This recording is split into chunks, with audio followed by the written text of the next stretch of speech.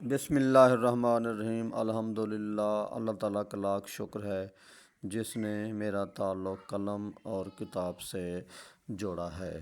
الحمدللہ میں نے خود بھی لکھا ہے اور مجھ پہ بھی لکھا گیا ہے، اور آج آپ کو اپنے وہ مقالے جو مجھ نے لکھے ہیں یا سفر نامے یا جو مجھ پر لکھے گئے مقالے جات ہیں۔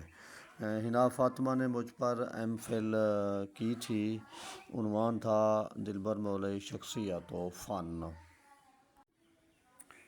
اور اسی طرح بی ایڈ میں محبوب احمد نے لکھا تھا دلبر حسین مولوی کی وسیبی سخنور کی اہمیت۔ اسی طرح اپنا حافظ شکیل احمد خان نے لکھا تھا دلبر مولوی بطور سوانح نگار۔ میلسی کی طالبہ ثنا قدیر نے لکھا تھا دلبر مولوی بطور محقق اور نقاد، انسٹیٹیوٹ آف سدرن ملتان سے۔ پشاور یونیورسٹی کے طالبہ تحریم مشتاق نے لکھا تھا دلبر مولوی محقق، تحقیقی و تنقیدی مطالعہ۔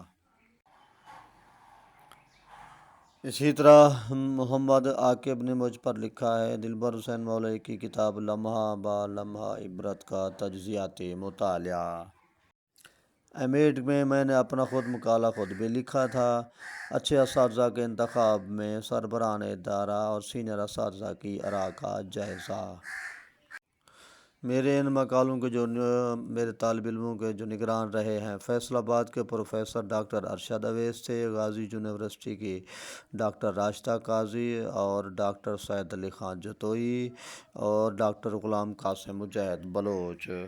جو طالب علم مجھ پر تحقیق کر رہے ہیں یا جن کو کچھ معلومات چاہیے، میں نے یہ ویڈیو ان کے لیے بنائی ہے، عام آدمی بھی اس کو دیکھ سکتے ہیں تاکہ وہ میرے علمی کارناموں سے متعارف ہوتے رہیں۔